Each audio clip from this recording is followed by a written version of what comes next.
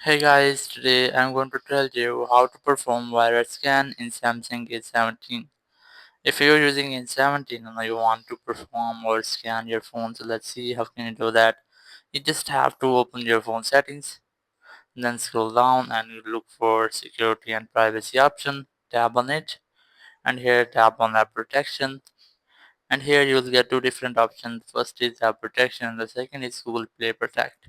First, you have to open Play Protect and here just tap on scan and it will start scanning or it will scan for harmful apps if your phone have. You can see no harmful apps found.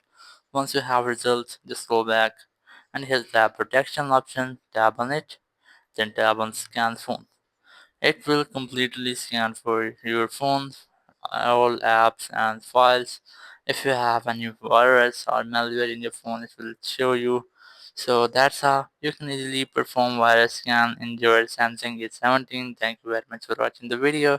Until next video, bye bye.